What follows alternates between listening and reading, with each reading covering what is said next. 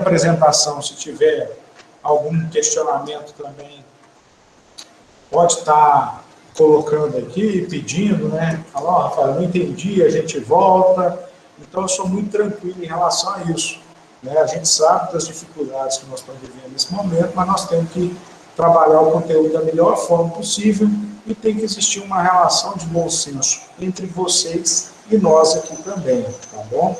Então, esse é um ponto importante, tá?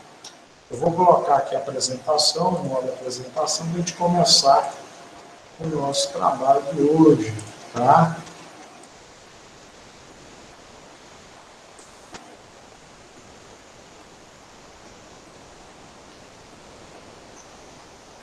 Vocês estão vendo a apresentação já, então? Dá um ok. Sim, velho. Ótimo, tá? Então, gente, na verdade, nós vamos começar aí, tá aí o nome, melhoramento genético animal, né? Hoje a gente vive uma fase, né, que todo mundo se fala muito de genética, né? Até mandei um videozinho outro dia aqui no WhatsApp da sala, né, só para falar sobre a questão da importância do melhoramento genético, né? Ele tem todo um caminho ao longo do tempo. Então é importante vocês verem alguns conceitos e os norteadores que nós temos também. Por trás desse nome aí, que muitas vezes é associado, né, eu vou estar dando o André, antes que eu esqueça, o André vai estar dando a parte de suínos e aves, eu vou estar falando de bovinos de leite de corte. Geralmente, quando a gente fala de melhoramento genético animal, a gente está associando, né, a animais de alto valor, né, um mercado muito seletivo, né, isso tudo vem atrelado a esse nome. Mas é importante, né, a gente entender como é que foi essa história do melhoramento genético, seja a nível mundial, seja a nível do Brasil, né? A história do melhoramento, ela começa aí com esse fazendeiro, né, Robert, né, que ele começou a fazer acasalamentos, né, com as ovelhas. Só que isso aqui, quando a gente fala de melhoramento animal, nós temos que pensar o seguinte, moçada. Nós temos outras ciências que estão envolvidas, né? Acredito que vocês devem ter feito a genética. A genética vocês fizeram dentro com o professor foi o André, não? Que deu genética para vocês? Escreve aí no chat. Com quem?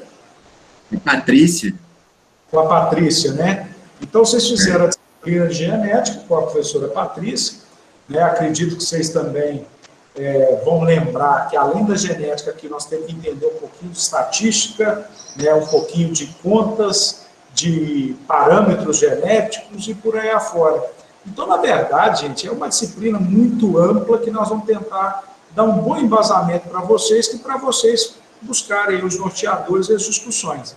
Então, o melhoramento genético a nível mundial, ele começou a se desenvolver mesmo, né? Esse fazendeiro ele começou a fazer experimentos com as ovelhas, né? Os acasalamentos, né? Ou seja, tentar melhorar. Dentro daquele vídeo que eu coloquei para vocês, se fala que isso foi uma necessidade, né? Nós tínhamos uma população crescente, tínhamos uma demanda, né, por alimento, por uma série de quesitos, a fixação do homem também, e esse fazendeiro ele começou a trabalhar com cruzamentos endogâmicos de ovelhas, né? Vocês estão vendo aí bonitinho, né, que todas parecem igual, né, todas são iguais, né, perdão. Qual que é o objetivo principal dele?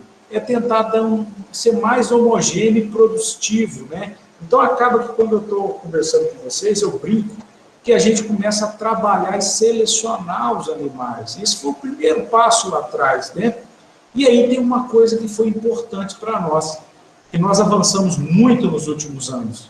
A ciência, ela vai desde lá da época lá do Darwin, depois partindo por outros grandes pesquisadores, nós tivemos duas ferramentas que foram importantes. Primeiro, foi o desenvolvimento de computadores, isso é importante para a gente trabalhar com grandes bancos de dados. Hoje você tem alguns bancos de dados que falam a produção animal no mundo, para você estar gerenciando diferentes países, né? A inseminação artificial, isso também é um fator importante para estar levando essa genética. Só para quando a gente for conversar lá em bovinos, antigamente o comércio era diferente, não era de sêmen, né? Você vendia a safra do touro, o touro ia para uma fazenda e ficava lá um ano, uma temporada, e isso era a forma do melhoramento genético, colocar um touro num trem e mandar para outra fazenda, né? Então isso também foi mudando ao longo do tempo. E hoje todo mundo quer falar que entende melhoramento genético, mas é uma coisa que vai muito aquém, muito além, tem muita ciência envolvida, e uma frase que você falar de forma equivocada, você pode estar atrapalhando esse processo. Então, a gente também, na parte de aves, suínos, bovinos de leite, bovinos de corte, a gente fala as 4 grandes áreas, né? Mas os conceitos que nós vamos discutir aqui nas próximas 3 semanas, elas podem ser aplicadas às diferentes espécies animais, né? Então, os métodos de seleção, né, os conceitos lá de migração, seleção, mutação, isso tudo pode ser usado, né, em diferentes espécies, e o melhorista, né? O melhorista, até coloquei o conceito lá para vocês no grupo, né, que é importante destacar que aquele que trabalha dentro dos programas de melhoramento genético, ele tem essa atribuição, e uma coisa que deve ficar muito claro, né, nem sempre todo mundo às vezes acha que está fazendo um programa de melhoramento genético, né, que está trabalhando de forma assim ou assado. Muitas vezes não, muitas vezes ele está fazendo um certo melhoramento, mas não caracteriza sobre o programa de melhoramento genético, né? Não está usando as ferramentas, os conceitos. E tem uma coisa que é importante, né? Que quando a gente fala da bovinocultura lá de leite, né, da disciplina e tudo, que a gente não pode misturar muitas vezes a razão com a emoção, né? Os critérios de seleção, né, o melhoramento do rebanho e das diferentes espécies aí, é um processo importante. Dentro do Brasil, gente, se a gente for pensar, quando a gente compara países desenvolvidos com o Brasil, eu posso falar aqui com uma grande certeza. Primeiro, nós temos que entender que nós temos diferenças muito gritantes entre o melhoramento a nível mundial e muitas vezes a especificidade que nós temos aqui no Brasil. Então, quando a gente pensa em aves e suínos, gente, né, uma cadeia produtiva completamente organizada, né? Você tem lá, o André vai falar isso para vocês aí, né, como é que é a organização da cadeia produtiva. E uma coisa importante, né? Geralmente não, uma grande parte da cadeia produtiva de aves e suínos, o ambiente é controlado, né? Ou seja, as aves e os suínos estão lá dentro de uma sala, dentro de um galpão, com temperatura controlada, tirando os efeitos do ambiente sobre essa questão como um todo. Quando eu já for falar lá de bovinos de leite de corte, nós estamos no Brasil de dimensões continentais, né? Nós temos um clima no sul, temos um clima no sudeste, e até mesmo, por exemplo, dentro do nosso estado, Minas Gerais, ele é muito grande, né? Infelizmente, a gente ainda vive no Brasil com um trinômio, que é baixa fertilidade, crescimento, mortalidade alta. Então, nós temos sérios problemas relacionados a isso, mas temos grandes ilhas de excelência também. O Brasil é um grande player dentro do mercado mundial de produção animal, né? Isso tem que ficar muito claro. Então, é importante a gente entender como fica esse resultado em relação ao melhoramento animal no Brasil e como que ele se desenvolveu, né? O Brasil ainda é dependente de material genético de leite fino. Tem os seus programas de melhoramento genético no Brasil, principalmente bovinos. A Embrapa é uma grande parceira em relação aos programas de melhoramento genético, né? Então, nós temos tecnologia e temos também as universidades, institutos aí, que fazem um bom trabalho em relação ao estudo do melhoramento genético. Um exemplo clássico aqui, gente, para a gente entender a função do melhorista, né? Esse é o conceito básico, né? Buscar genótipos. Hoje nós vamos falar muito do fenótipo, do genótipo, do ambiente. É coisa que vocês têm que sair com uma ideia muito interessante, muito necessária para a gente conduzir a disciplina. Então, o conceito básico é isso, ó, buscar genótipos mais produtivos e mais compatíveis com as condições ambientais prevalentes no Brasil. Essa é a preocupação daquele profissional que atua nos programas de melhoramento. Essa aqui é uma foto muito batidinha, né? O André vai repetir também várias vezes, que é a evolução do frango, que é um exemplo para a gente entender como que foi mudando. E aí eu também entro num outro conceito importante, que é o chamado platô. Eu não sei se vocês já se perguntaram, olha só, um frango de corte, isso aqui tem os dados até 2000, tá certo? Um frango de corte, em 1930, ele pesava 1,5 kg, tinha uma conversão alimentar. Lembrando que hoje os programas de melhoramento genético têm muito focado nessa questão de eficiência alimentar, gastar menos ração e ser mais eficiente no uso desse suplemento mais diverso possível, né? E a questão do tempo. Isso também é um outro conceito que nós vamos falar muito, que é o intervalo entre gerações, né? Ou seja, a idade dos pais quando o filho nasce. Isso é fundamental, nós temos o conceito de ganho genético por unidade de tempo e por aí afora. E aí eu vou fazer uma pergunta que eu quero ver se vocês estão atentos aqui no chat, né? Olha só, nós começamos em 1930, com um peso, né, chegando em 2000. Nós tivemos um ganho de 740 gramas, é o valor médio. Qual que vocês acham que vai ser se vocês pudessem chutar? Escrevam para mim no chat. Daqui 20 anos, qual que vai ser o peso a abate do frango de corte? Escrevam no chat aí que eu estou verificando aqui. Qual que vocês acham que vai ser esse peso? 100. Quando vocês escrevem no chat, eu vou abrir a cortina aqui para ficar mais claro. Até para vocês matarem a saudade do... Estou aqui no campus, né? Quanto que vocês acham que vai ser o ganho de peso desse frango de corte? Escrevam no chat, por favor. No chute mesmo? Daqui 20 anos, mais ou menos. 2,5 kg. 2 kg. Isso em 2000 era 2,2 kg, em 2000, né? Pois é. Vocês acham aumentou a média de 250 gramas aí em 10 anos? Eu acredito que seja, mais ou menos. 2,5, 2,700. Eu chutei uns 2.800, pelo que foi aumentando também, pela lógica de 1980 até 2000. Então, vocês acham que vai chegar um ponto que nós vamos ter um frango de, resumindo, para ficar fácil a conta, 3 quilos? Ai, não sei, eu chutei 2.800. Por volta aí, ó. Mas isso, vocês acham que isso vai ser possível? Eu acho que não, acho que chegou no limite também. Eu também acho que chegou no limite. Por que não vai ter limite? Eu acho que o melhoramento genético ainda tem muito para explorar ainda. Eu acho que pode ser possível, sim. Eu acho que por causa de problemas de estrutura, das características dos animais também. Não pode. 3 quilos vai ser difícil. Mas Isso quando aí. você tem um animal que rende mais, tem uma estrutura maior também, não? Vou fazer uma pergunta diferente para vocês. Em 2000, gastava 40 dias para bater o frango. Vocês acham que daqui 30 anos vai demorar quanto tempo? Eu acho que o mesmo tempo. Eu acho que vai demorar menos, ainda mais pela demanda da população, mas... Eu acho que se mudar vai ser pouca coisa. Por menos um dia, ou menos 2, não dá. Mas aí nós vamos ter que ganhar muito pouco, não? Eu tinha escutado falar também que tem a questão óssea, que estava pegando frangos com o osso um pouco mais leve, compensando na carcaça. Não sei se isso é verdade. Vocês acham que quem fez melhoramento genético, então, fez errado? Quem tocava os programas de seleção de aves fez um equivocado ou não? Não, Eu acho que não. O principal motivo da produção ali é lucro, então tem que ganhar mais peso. Ganhar mais peso, certo? Aí tem o ponto. Em menos tempo. Do Velocidade também, né? É mais peso em menos tempo. Mas aí eu pergunto para vocês uma coisa importante.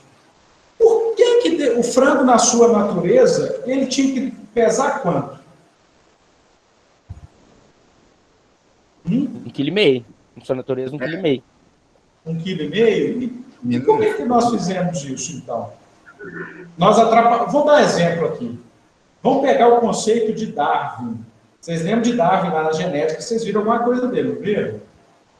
Certo? Ou lembra? Mais ou menos lembra, né? O que Darwin colocava no seu conceito base lá? Certo? Os mais adaptados continuavam, não é isso? Se não me falha a memória. Se eu pegar um frango de corte hoje, vem aqui no galpão do IF um dia, soltar todos os frangos aqui para a natureza, vou libertar todo mundo. O que vai acontecer? Morre todo mundo. Ou seja, a espécie ela se tornou altamente dependente de quem? Depende de ficar fechado. Porque Depende. Agora não se adaptam mais. Depende do tratamento humano, né? Ou seja, tudo que a gente vai selecionando e colocando é em função disso. Dentro das respostas que vocês colocaram aí, por que eu perguntei isso? Nós temos um platô. Aí vocês vão entrar na questão da fisiologia animal. Se vocês forem participar de um experimento de nutrição de ruminantes, ou de nutrição de aves, por exemplo, de monogástrico, por que de tempos em tempos eles sempre estão calculando, sei lá, teor de fósforo na ração, teor disso aqui? Por quê? Porque se o programa de melhoramento está em evolução, essas exigências elas vão mudando ao longo do tempo. Né? Então é uma coisa que tem que ficar claro, que nós temos um platô e também se a gente errar em relação a isso, também vai ser uma questão complicada. Né? Então, assim, o limite do melhoramento genético, o platô, acaba que nós vamos discutir aqui muito na matéria também, a questão das correlações genéticas. Né? Nós temos regiões do genoma que elas são comuns a diferentes características. E isso interfere, né, na questão da conversão, do peso, da relação. Por isso que nós temos que entender que nós vamos trabalhar aqui com populações. Vocês estão vendo que aqui, ó, peso médio, conversão média, idade média. Então, no nosso trabalho inicial aqui da disciplina, nós vamos conversar muito sobre a questão da genética de populações. A mesma coisa, o exemplo aqui de poedeiras, olha só a quantidade que modificou ao longo do tempo, né? Conversão alimentar, número de ovos ano, isso aqui em 2000. Se eu pegar isso aqui 20 anos depois, à medida que o programa de melhoramento genético vai ficando a longo prazo, os ganhos são menores ao longo do tempo. Né? Aí nós vamos discutir a questão da curva de Gauss, média, desvio padrão, variância. São coisas que eu vou precisar que vocês recordem aí para a gente estar fazendo um trabalho bacana em relação a isso. Isso aqui, gente, ó, só relembrando, né? Tudo na natureza tem um porquê. Né? O Charles Darwin lá, tem um livro do Darwin, né? Origem das Espécies, até quem quiser depois estar lendo, tem uma versão atualizada dele aí também. Tudo tem um porquê. E aí, o que nós fizemos dentro do melhoramento? Nós transformamos, entre aspas, né, os animais de produção para atender às nossas demandas. Tinha um professor que eu assisti uma palestra, ele falava muito do animal nirvana, né, que é um sonho. Você começa a exigir dele demais. Né? Se eu fosse pensar aqui um animal, o que eu ia querer de características, a gente consegue listar aqui umas 20, 25, né? Então é importante ter o entendimento do princípio da natureza. Aí nós vamos discutir também na disciplina que uma coisa é a visão da seleção natural, que é a proposta por Darwin. E nós, no caso dos programas de seleção de melhoramento genético, é uma seleção artificial, que ela é promovida pelo ser humano. Né? Então, ele faz esse trabalho, né, em relação a isso. Tá? Então, isso é importante. E lembrar, ó, essa charge aqui, ó, ela traz um conceito importante para nós, a evolução. Né? Ou seja, você tem a visão do criacionismo, que aí tem um Deus aí nessa charge, né? E a visão do Darwin, que é uma visão de evolução, que o animal ele vai se modificando ao longo do tempo. É lógico, gente, quando a gente faz a seleção artificial, ela também tem esse lado, né? Tem um livro, tem um vídeo que eu vou passar para vocês em uma das aulas síncronas nossa, que chama O Segredo dos Pedigrees. Ele nem está disponível mais na internet. Eu tenho uma versão que eu baixei, que ele fala o seguinte, que o animal ele vai se modificando e muitas vezes a gente pode errar a mão. Né? A gente pode realmente criar um animal que não é adaptado ao ambiente, que ele tem que ser em determinado sistema. Né? Então, isso aí é importante verificar como que isso foi modificado. E a partir desses conceitos básicos, né, a gente conseguiu caminhar e trazer realmente um processo de seleção artificial. Então, o Darwin vinha da seleção natural, onde você tinha a questão da evolução, e o homem puxou uma setinha aqui e partiu para a seleção artificial. Aí, ó, só para vocês verem aqui um geral em relação a isso, à medida que o tempo vai passando e os processos de decisão, ele vai mudando o nosso entendimento. Então, quem definiu, por exemplo, que o suíno moderno era nesse formato, né, na proporção de gordura e carne, para vocês terem ideia, no melhoramento de aves, nós tínhamos exposição de aves, se valorizava muito o canto e as plumagens, né? Aqui um DNA, né? Isso aqui é muito comum em empresas, né? Sempre associar o melhoramento genético ao futuro. e a morfologia que vai mudando ao longo do tempo.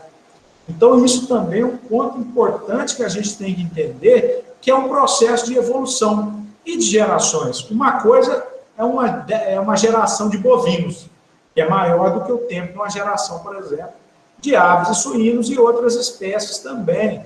Eu lembro que o orientador, no final da carreira dele, ele trabalhou muito com codornas. Por que ele escolheu a codorna? Porque era um animal que você conseguia fazer várias gerações em um ano. Então, se acelerava o processo, né? Então, é um processo a longo prazo, tem que ter um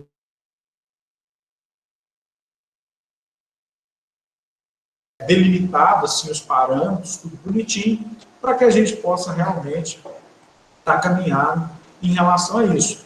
E a gente vê também que hoje, né, nós chegamos num ponto que nós temos hoje a figura do genoma. Quando a gente ministrava as disciplinas, você vê como é que o melhoramento está em constante evolução, a gente vai falar aí, vocês vão ouvir falar muito aqui de PTA, né?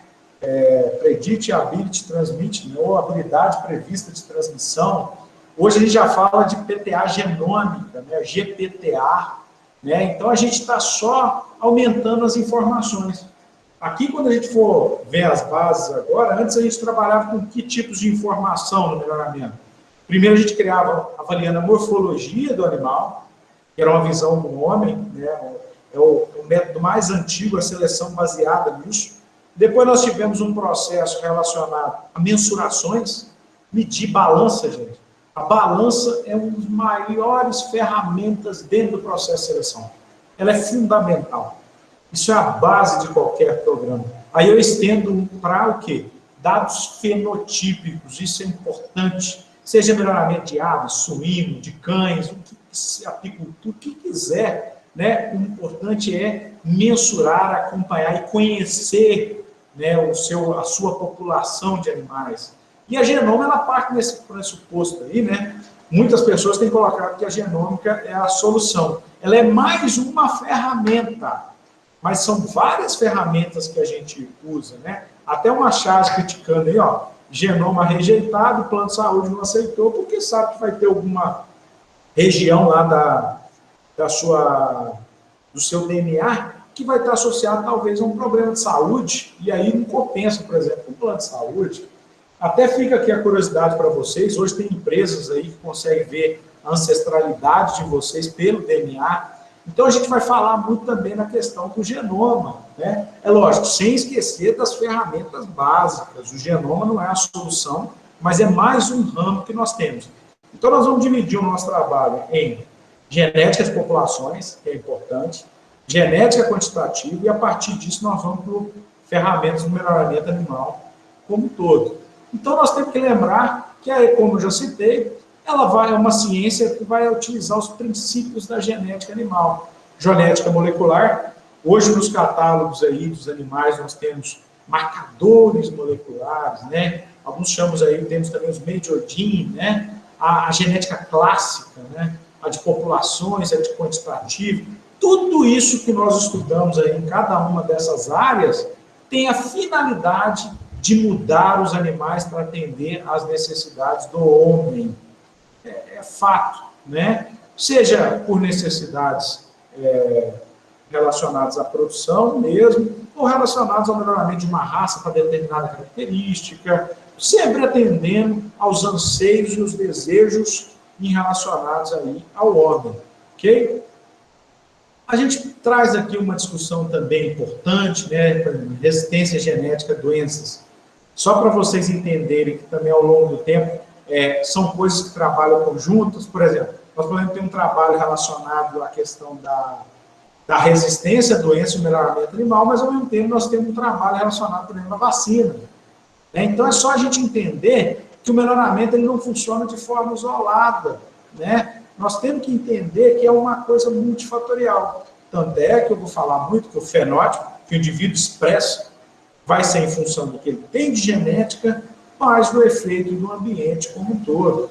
Então, isso é fundamental para nós. Fazendo um resumo aqui, ó, o que nós trabalhamos? Desenvolvimento de novas metodologias de avaliação genética. O que é isso, gente?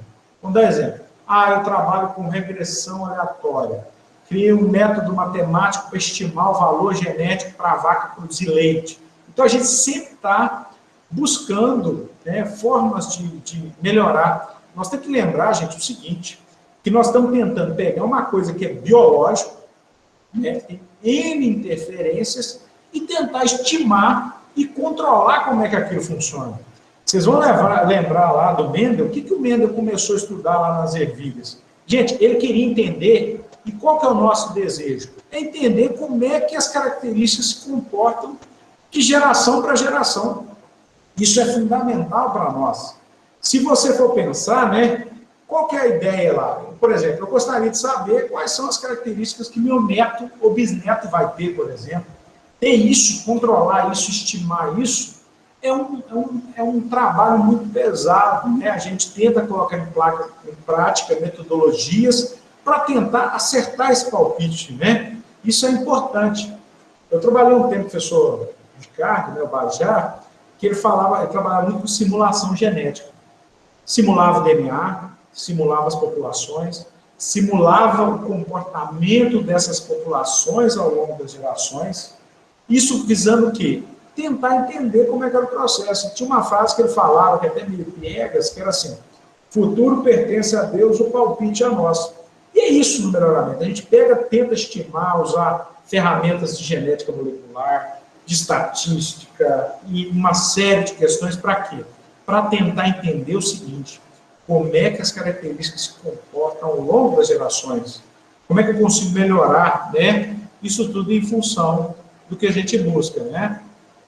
Coordenar programas de melhoramento é uma área de trabalho muito boa para quem tiver interesse, né? Nós temos aqui alunos que já fizeram, foram para o mercado de trabalho nessa parte do melhoramento animal, tem outros que fazem parte aí de associações, trabalham, né? Tem outros que foram para o meio acadêmico, fizeram mestrado, doutorado na área de genética e melhoramento animal. Então, está na mão de cada um aquele que tiver interesse em caminhar nesse sentido. E a formação e treinamento de novos melhoristas também faz parte das nossas atribuições e missões. Então, nós temos que lembrar o seguinte, que nós temos... Oi, pode falar. Naquele fórum que você abriu, eu posso falar de algum desses programas de melhoramento? Claro, fica à vontade lá. Aquele fórum, gente, foi até bom você ter lembrado, que aí, o intuito é ver o que vocês entendem do melhoramento animal. O que vocês acham que seria importante, que vocês viram de interessante.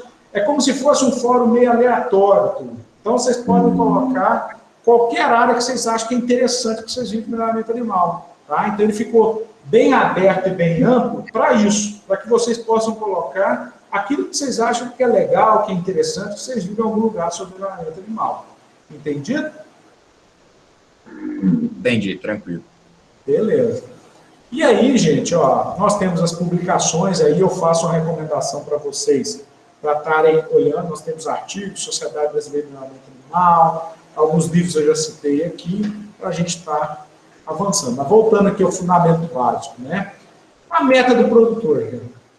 O produtor, em geral, né, seja, estou falando da cadeia produtiva, tem que lembrar que elas têm diferenças. Mas no intuito, no básico, o que ele quer?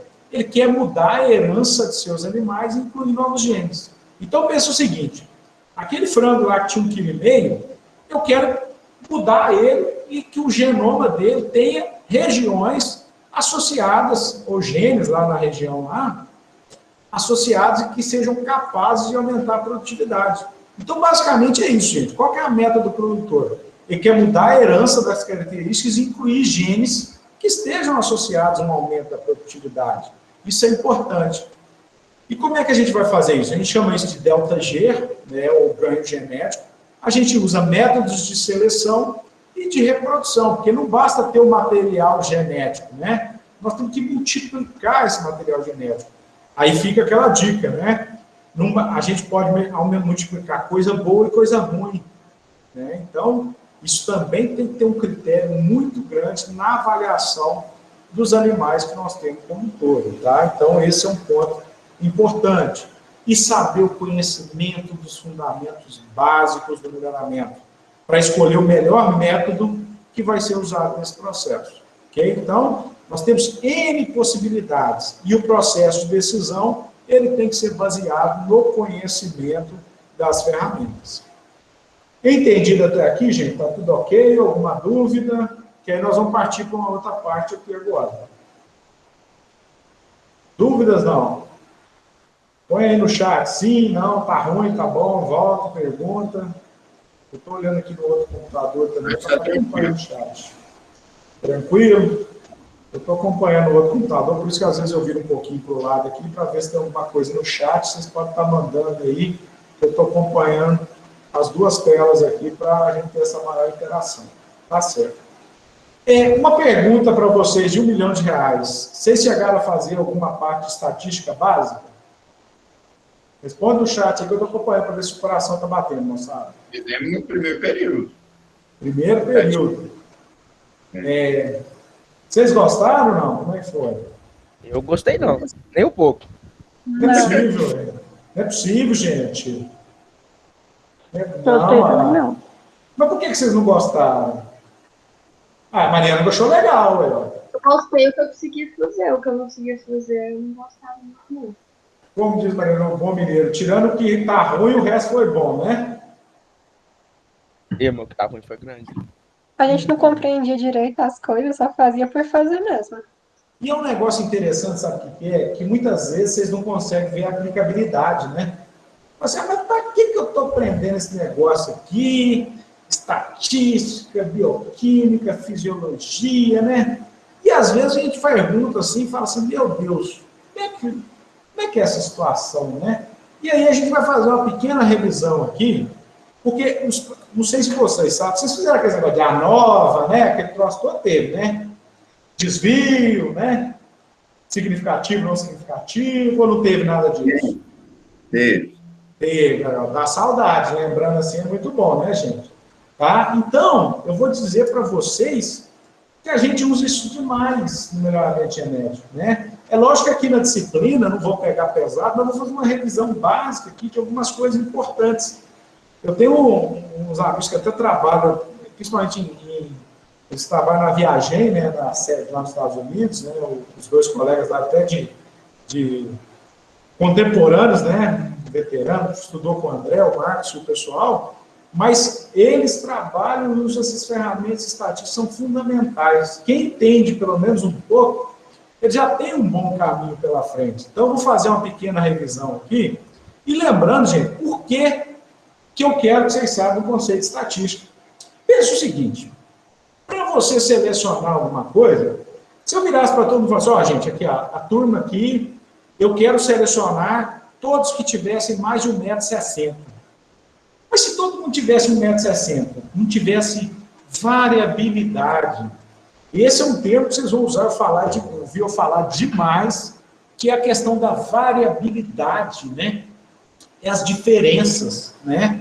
Se você fosse pensar aqui nessa turma de vocês, pensando no quesito altura, nós temos uma média de altura, que é um conceito estatístico básico, média, né? É o primeiro lá, não sei se vocês vão lembrar, ó, esse xizinho, esse risquinho em cima aqui do x é a média, né? Esse é o símbolo de somatório, né? De n aí iniciando no 1 e por n observações. Então, a gente tem que lembrar que nós vamos usar dentro do melhoramento genético a questão da distribuição das características, entender como é que é uma característica. Por exemplo, você tem características que variam ao longo da vida do animal. Por exemplo, o peso ao nascer de uma leitegada, tem um peso a nascer, tem um peso a desmama, né, tem um peso ao abate. Então, existem características que elas vão se expressando ao longo da vida do animal. E existem características que não seguem a chamada distribuição normal. Vocês lembram, né, moçada? Né? Lembra? Com quem vocês fizeram estatística, gente? Rogerinho que eu fiz. Rogerinho. Então vocês não matam o Rogerinho de vergonha, não. A distribuição normal é aquela do sino, né? Que você faz uma curvazinha assim, né? Então, o primeiro conceito que nós vamos ter que lembrar é a média, gente. A média é a soma das observações dividido pelo número de observações. Então, quando a gente vai trabalhar nos rebanhos, né? Nos plantéis em geral, primeira coisa é a pergunta mais piegas de todas. Qual que é a média de produção de leite? Qual é a média do peso da leitegada? Média para isso, média para aquilo. Então, o básico que vocês têm que saber é o seguinte, qual que é a média? né? Calcular a média é uma coisa que é o básico do básico também relacionado a isso. E qual que é o objetivo nosso no melhoramento genético? Por exemplo, se meu objetivo é aumentar a produção de leite, o que eu quero fazer com a média? Eu quero aumentar a média de produção de leite. Como é que eu consigo aumentar a média?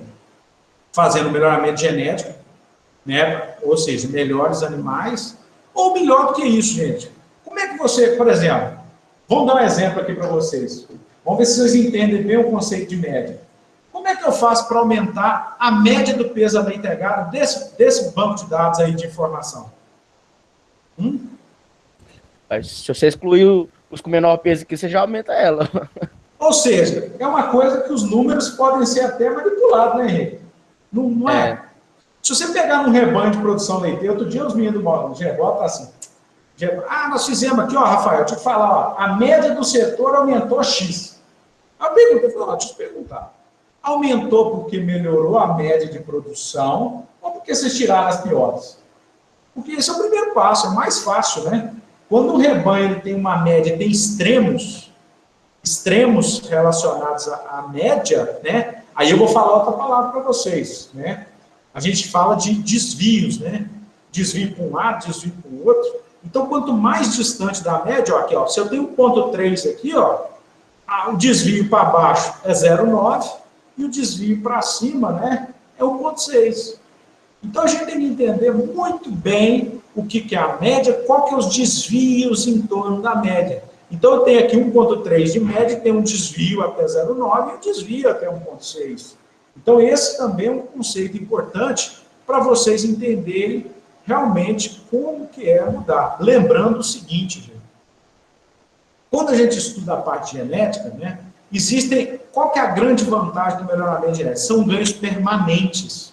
Por exemplo, se eu aumentei a produção de leite porque eu melhorei a ração, não vai passar de uma geração para outra. Se você der alguma bobeira ali, perde esse ganho, né? Então, nós temos uma parte para expressar, que é a parte genética, e nós temos a parte também ambiental, que ela não é passada de uma geração para outra, né? É um efeito não permanente. Então, isso também é uma discussão importante. Então, está aqui, ó, média, bem tranquilo de entender. E aí que é a variância, né? Esse aqui é o ponto principal nosso aqui. Nós vamos usar muito essa terminologia, variância, né?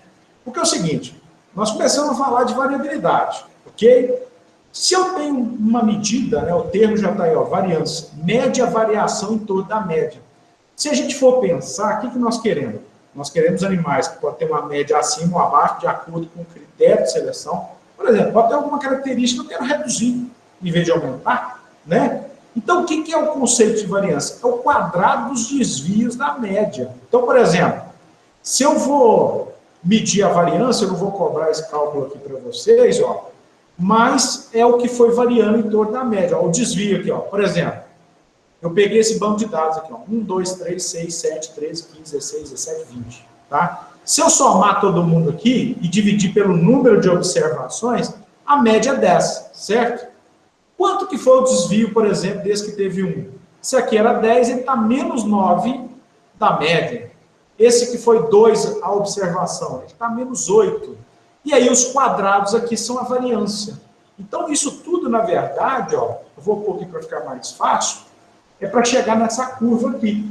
Eu quero saber a média e os desvios em torno da média. E o melhoramento genético, o que ele faz? Às vezes eu quero mudar essa curva binomial, curva de Gauss, curva normal, como vocês queiram saber. Então, isso aqui é um ponto importante para nós. Nós temos características que seguem distribuição normal. Também quero citar uma coisa. Tem características que não seguem distribuição normal, ou seja, não tem esse formato aqui, ó, a sua expressão. Vamos dar um exemplo. Rafael, qual é a característica que não tem distribuição normal? Vamos dar um exemplo. Mortalidade. Ou está vivo ou está morto. Né? Eu não vou entrar nesse conceito, porque a gente usa uma outra metodologia para estudar essas características. Mas são características que a gente fala que não seguem uma distribuição normal, tá certo? Então, é um outro tipo de ferramentas estatísticas que nós vamos trabalhar. E aí, outro conceito, entendido até aqui, gente, a questão da média desvio padrão, e variância, que é o quadrado dos desvios padrões. Dá um sim no chat aí para mim, por favor. Ou se tiver dúvida, pode escrever também. Para a gente seguir. Entendido? Ok, beleza. E aí, ó, né, o próximo conceito que nós temos é de covariância e correlação. Por que isso é importante para nós, né? Covariância e correlação, aí eu vou falar de correlação aqui para vocês entenderem. Alguns de vocês aí devem ter participado de experimento, né? Um experimento tipo assim, efeito da inclusão de, sei lá, casca de mandioca na produção de leite. O que eu tento ver? A correlação entre a inclusão desse alimento e o resultado. Por que a gente usa muito, né? Geralmente vocês usam a chamada correlação de Pearson, né? Que é uma correlação mais básica, etc. e tal. Mas esse é o ponto também na área de genética. Se a gente for pensar, gente, olha só, vocês, o que vocês são hoje, são a expressão do ambiente que vocês têm, mais o DNA de vocês, né?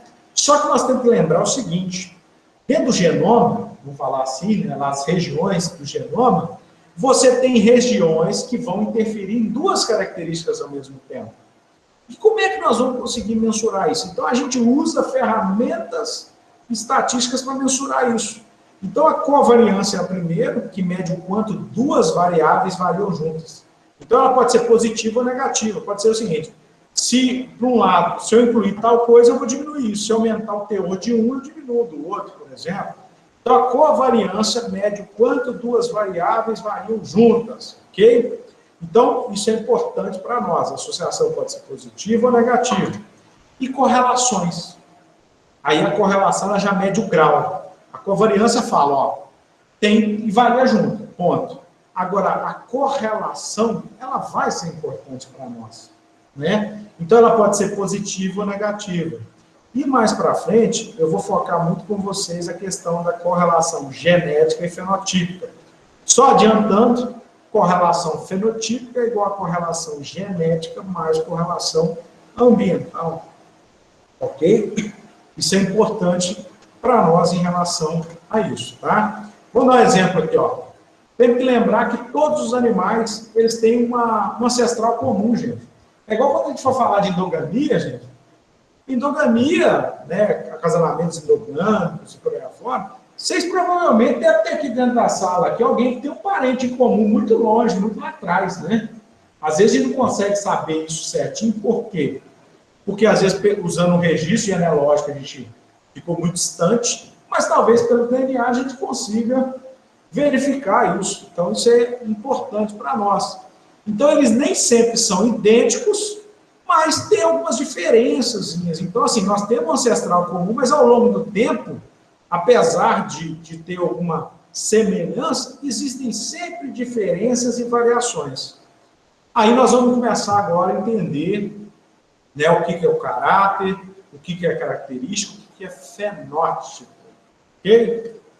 Ó, a altura do animal é fenótipo, ou seja, a expressão da característica.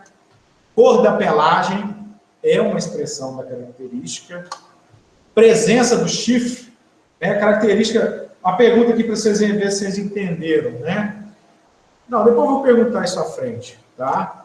Teor de gordura do leite. Às vezes a pessoa fala assim, não, é só o que eu vejo, né? Você não vê a gordura no leite, mas ela expressa, ela é a combinação do genótipo mais ambiente. Porque para ter aquela gordura, por exemplo, não sei se vocês sabem, mas a gordura é um dos componentes do leite que você consegue mais manipular com a dieta, por exemplo. Né? Tem a parte genética, óbvio, né? Você vê algumas raças aí, que você tem alto teor de gordura e proteína, um exemplo clássico é a raça Jersey, por exemplo, mas a expressão do teor de gordura é fenótipo. E teor de proteína da carne também é um fenótipo. Aí eu vou fazer um desafio aqui para vocês. Ok? Aproveitar que eu estou muito animado esse começo de bimestre aí para vocês e tal, né? Então, vamos fazer o seguinte, moçada.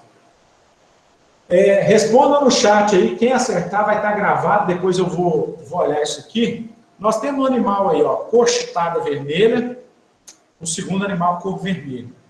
O primeiro tem produção de leite 3.500 quilos, o segundo tem produção de leite 3.800 quilos.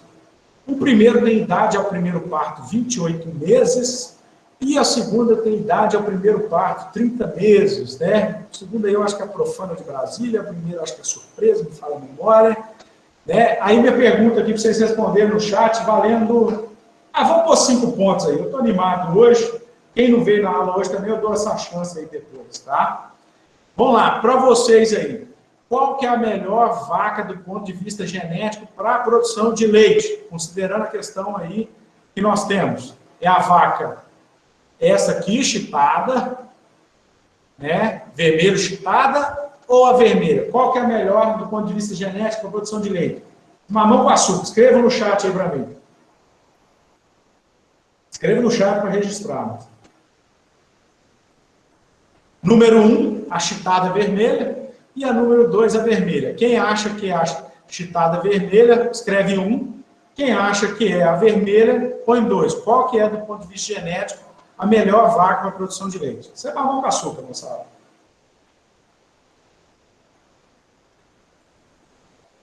Todos escreveram aí no chat? Deixa eu olhar aqui.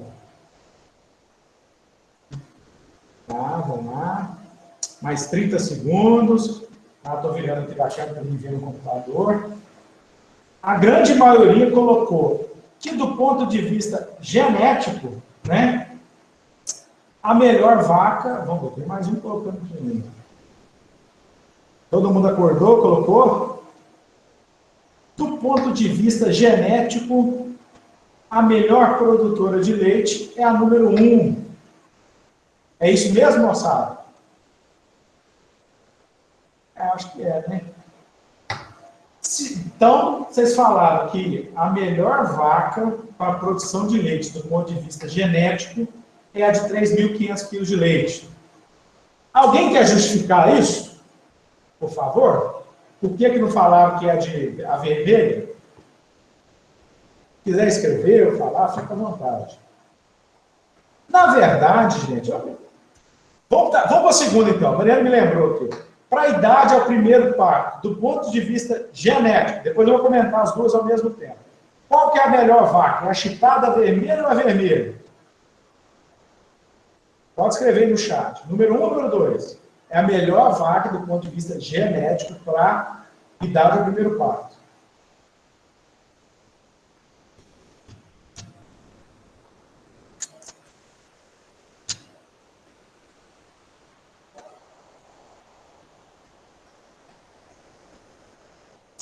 A Lívia, a Bruna, todo mundo respondendo. Terminando para ficar registrado. Mas dá para avaliar isso só com essas características? Por exemplo, pelo visto, a primeira foi mais precoce, a outra produz mais leite, mas depende de cada realidade nesse sentido. Continue seu raciocínio, Gabriela. Depende da realidade, tipo assim, do que a pessoa mexe. Igual, por exemplo... não, porque vem muita coisa. Por exemplo, uma vaca também leiteira tem muito problema com a questão de reprodução. Eu vou te ajudar, Gabriela. Posso te ajudar na sua resposta? Pode. Se eu falar que todo mundo errou, você acredita? Eu acredito, porque imaginei que talvez você falasse que era nenhuma das duas. Que depende da realidade. Não sou. Olha que interessante, né? Ô, Gabriela, na verdade, o que você falou é o primeiro ponto. Vocês viram que eu perguntei assim, qual que é a melhor vaca do ponto de vista genético para a produção de leite? E qual que é a melhor vaca do ponto de vista genético para a idade do primeiro parto? Você lembra o seguinte, para uma vaca produzir leite, Gabriela, o que ela tem que ter? Uai. Primeiro, pode falar. Pariu, ué. Pelo que eu sei, ela tem que ter boa genética, ela tem que, igual o Tuti falou, tem que parir bem. Ou seja, quanto menos problema na inseminação, que seja, qualquer coisa, se ela estiver parindo bem, ela vai produzir o leite. Então, aí eu vou afinar a sua resposta. Pode ser, Gabriela? É o seguinte, para uma vaca produzir leite, ela tem que ter a parte genética, ok? Que ela tem que ser uma genética. Tem regiões associadas à produção de leite, mas ela tem que ter a parte ambiental para expressar essa característica, certo? Ou seja, tem um ambiente. Aí o seguinte, o que vocês estão vendo aí de 3.500 quilos de leite e a outra 3.800 é uma variação do fenótipo.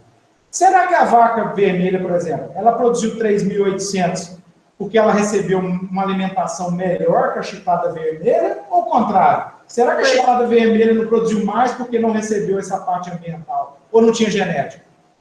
Foi isso que eu pensei, para a questão da alimentação mesmo. Igual, por exemplo, você vai comparar uma vaca que às vezes é criada no intensivo ou no semi, ou a pasto mesmo, com uma que é no semi, que tem nutrição, às vezes até direcionada para ela, não, fica desequilibrado isso. Mas esse gado aí é de elite, ela não seria. Os dois não sofreriam tanta diferença, não? Essas informações, a gente não sabe a procedência de tudo, assim, é pouca coisa para saber isso. Ô Henrique, você gosta de assistir leilão, Henrique? Ah, não muito. Meu pai gosta mais. Gosto demais. Se eu virasse para você e falasse o seguinte, você tem 2 quesitos para escolher, produção de leite, e hoje tem alguns leilões que escrevem valor genético, certo? Ok? Ok. Certinho? Qual que você escolheria para selecionar? Como que é a pergunta? Ó, você tem 2 informações para escolher um animal. Valor genético para leite e valor de lactação. Qual que você ia escolher?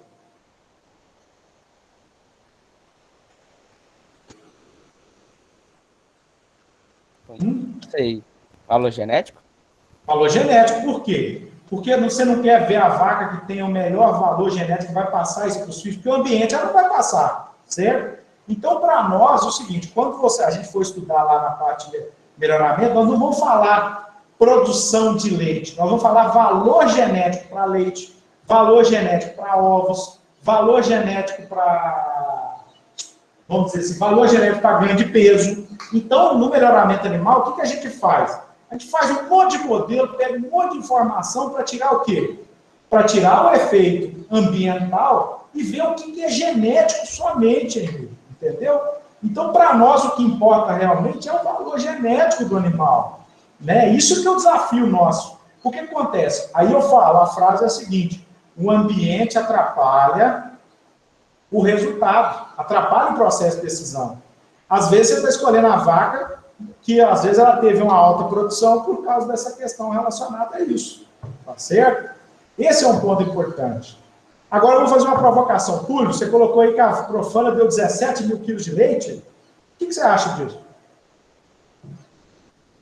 Lactação forjada, que não tipo forjada, só que fizeram condições para o animal ter uma lactação dessa. Na verdade, a lactação da Profana... E se não me engano, essa 17 mil é ajustada à idade adulta. Isso foi uma coisa que a gente cria modelos, né? Na verdade, a Profana, essa lactação dela é mais de 400 dias aferida. Então, foi deixando a vaca ir, etc. e tal. E aí, na verdade, o criatório de lá, eles levam em consideração que eles desafiam a vaca ao máximo. Né, que é uma lactação que não é real assim, no sistema de produção, mas foi um desafio, eles usaram as ferramentas que tinham, mas hoje isso tem sido muito questionado, né, porque senão você não sabe o desempenho. Será que o animal respondeu ao tratamento preferencial que ela teve, ou se realmente ela tinha essa genética? Aí eu vou entrar em uma outra discussão antecipando, né? Nós temos hoje, fugindo um pouco dessa parte, nós temos os lactotropin da vida, o boost, né? E muita gente fala que a resposta é muito de acordo com a vaca.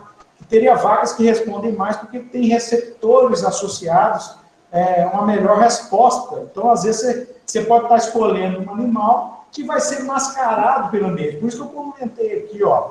Para nós, no melhoramento animal, o valor genético é sagrado, porque a questão ambiental pode mascarar as escolhas dos animais. Por isso que tem um termo que nós usamos muito que chama grupo de contemporâneos. Se você pegar, por exemplo, todo mundo na mesma alimentação, com o mesmo manejo, nascido no mesmo dia, na mesma época do ano, seria a forma espetacular de estar escolhendo os animais. Né? Por quê? Porque eles viveram a mesma coisa. As diferenças que aconteceram, elas são diferenças associadas a quê? Associadas à parte genética. Entendeu? Então, também é uma coisa que a gente tem que questionar. Então, eu acho que eu não fiquei devendo conta para ninguém, né, moçada? Né? Tranquilo, né? Entenderam o processo? Então, nós vamos começar a falar dessa questão da variação fenotípica. Aí que é a divisão, ó, que eu conversei aqui, ó. Nós temos a parte genética e a parte ambiental. O que nós tentamos entender? Nós tentamos identificar os animais que têm a melhor genética na sua composição para serem os pais da próxima geração. Isso é importante para nós. E alguém até questionou que a questão de ser elite, isso não quer dizer nada. Né? Então, a gente tem que criar critérios e realmente falar, ó, isso é ruim ou isso é bom. Né? Isso tem que ter um certo cuidado em falar também que o animal é ruim, né? É a questão que você mexe com o lado criador da pessoa. Né? Então, essa é uma questão importante para a gente estar lembrando. Então, nós temos que lembrar o seguinte, nós vamos falar muito também de mutação na disciplina. A variação genética ela tem um ponto inicial, que é a questão da mutação. Né? Você já deve ter ouvido falar, né? Mutação, tem alguns filmes que associam a isso, mas a variação genética ela tem um ponto inicial, que é a mutação. Nós vamos estudar aqui dentro da disciplina que nós temos as mutações recorrentes e as mutações não recorrentes. Tá? Então, a gente vai ter um tópico dentro da genética de populações falando só do quesito mutação.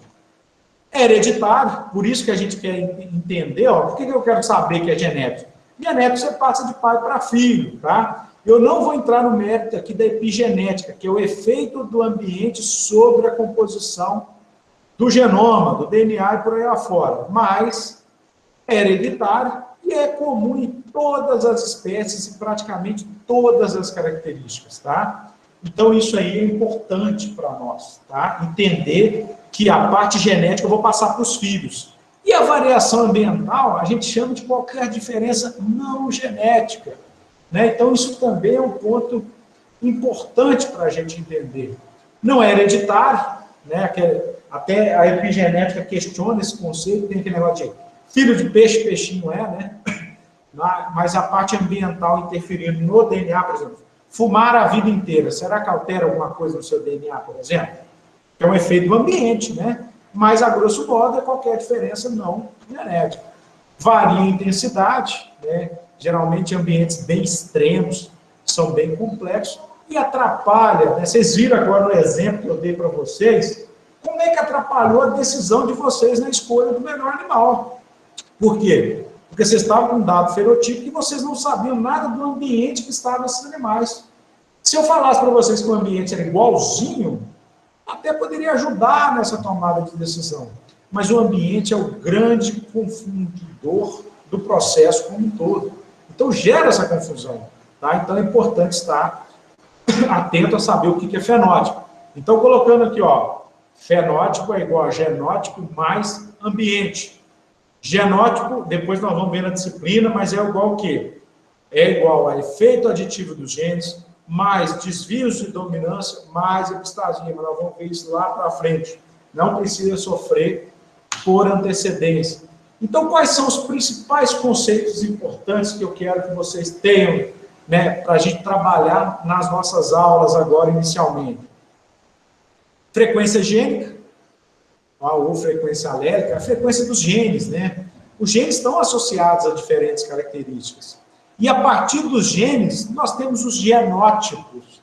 E a partir dos genótipos, nós temos a expressão do genótipo, que é o chamado fenótipo. Tá? Então, isso também é um outro fator importante de entendimento que nós temos que ter. Então, ó, frequência gênica, frequência genotípica e frequência fenotípica. Aí que é o ponto, a pergunta é o seguinte, como é que eu aumento a frequência dos fenótipos? Lembrando que nós falamos aqui de características fenotípicas, produção de leite. Se eu quero aumentar a frequência de determinado fenótipo, a incidência do mesmo, lembrando, né, quando vocês fizerem a estatística lá, vocês viram as distribuições, frequência, né? Você lembrar no dia a dia, como é que você usa a palavra frequência? Frequência está associada à incidência, né? E aí, quanto que acontece? Então, isso é importante.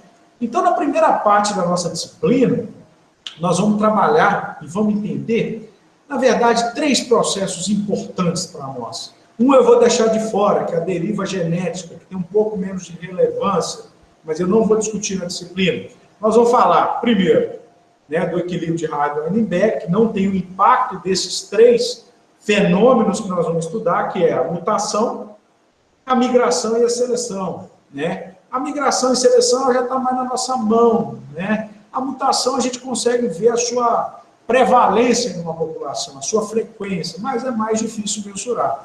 Então, nós temos que entender o primeiro conceito, é o seguinte, o que é a população para o geneticista, né? O que ele entende que seja, né? Então, é o conjunto de indivíduos de uma mesma espécie que vai ocupar o mesmo local, que apresenta uma continuidade no tempo e possui a capacidade de se acasalar ao acaso. Então, isso também é importante para a gente entender, ok? Entender o conceito de população.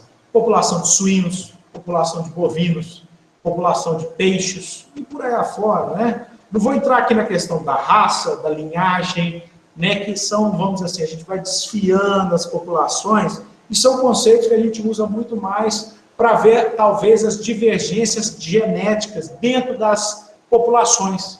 Elas começam a ter dissemelhanças entre si dentro das populações. Então, esse é um conceito importante entender o que é população para o geneticista.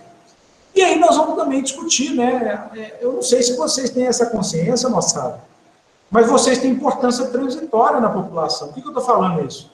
Se a gente for ver a população humana, né? Eu estou aqui para passar genes para a próxima geração. Eu tenho importância transitória, eu não sou eterno, né? Então, do ponto de vista biológico, o que interessa mesmo é os alelos que eu vou passar para as minhas gerações descendentes.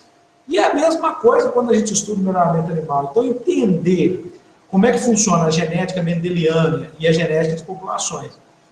Lembrando lá, gente, o que era a genética mendeliana lá que vocês viram com a Patrícia? Alguém quer falar um pouquinho de genética mendeliana? Eu vou falar de genética de populações. O que o Mendel fez lá, gente, que ele deu uma sorte danada? Vocês lembram ou não? Ou tem muito tempo? Quanto tempo vocês fizeram a genética, moçada? Vou olhar aqui no chat.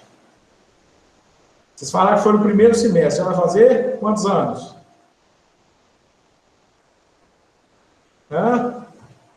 Genética foi no semestre passado. Ah, então tá fresquinho, gente. Hoje a gente parou por causa da pandemia. Mas aí vocês lembram, né? Deixa eu só... Mas qual foi a pergunta? Eu não registrei direito. Olha só, o que o Mendel lá, deixa eu pôr a apresentação de novo, o que o Mendel deu sorte lá quando ele estudou as ervilhas? Você lembra? Por que deu sorte? Qual que é a diferença dele para o nosso caso aqui, gente?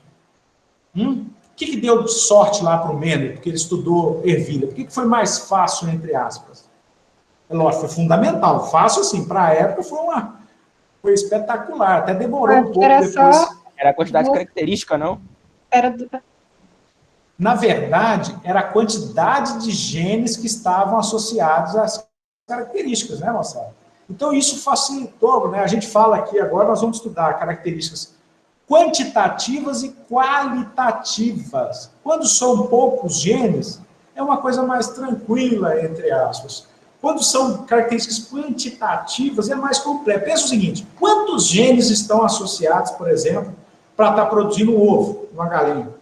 Quantas regiões do DNA estão atreladas a isso? Como que a gente pode entender isso? Tentar entender como é que vai ser nas próximas gerações. Olha que complexidade que nós temos pela frente, desafio, né? Mas nós temos vários pesquisadores trabalhando em relação a isso. E nesse primeiro ponto aqui do nosso trabalho, nós vamos estudar como é que é o mecanismo de hereditariedade e nível populacional. Como é que algumas características se comportam. E aí, a gente chega no conceito de genética de populações. É o estudo das propriedades genéticas da população. Se eu for levar em consideração, gente, seleção, mutação, migração, fica muito mais complexo entender as propriedades genéticas. Por isso que nós vamos trabalhar com o equilíbrio de Hardy-Weinberg, que eu vou falar à frente do conceito. Então, qual é a importância da genética da população? Por exemplo, é interessante eu conhecer a estrutura da população da raça do Brasil e realizar as mudanças que eu quero em relação a determinada característica, no sentido desejado, né? Fornecer a base para entender como que se processa a evolução das populações, como é que foi modificando ao longo das gerações, né? E aí a gente vai entendendo essas diferenças que são identificáveis, né, que são as qualitativas lá do Mendel, né? A gente vai usá-las também na genética de populações, mas nós vamos ter um outro viés e uma outra forma de trabalhar, considerando os fenômenos que eu já citei aqui, né? Coloração de penas, né? Chifres em bovinos, cor de pelo, nanismo. Nós vamos usar essas aqui para a gente estar determinando. E quando a gente for para a parte de genética quantitativa, o nome já vem, né? Características quantitativas. Então, nós temos a genética quantitativa que vai nos ajudar. Mas nessa primeira parte de genética de população, nós vamos começar a entender como que é a frequência alélica, como é a frequência genotípica e, consequentemente, a frequência fenotípica. Então, começando aqui o estudo de genética de populações, o que é frequência alélica? É as proporções de diferentes alelos de um determinado gene na população. O que é frequência genotípica? São as proporções dos diferentes genótipos para o gene considerado na população. E aí, gente, eu vou parar até aqui, para a gente não ficar muito pesada a nossa aula. E aí eu queria ouvir de vocês, né, se está ok, se não está, vou interromper aqui a gravação.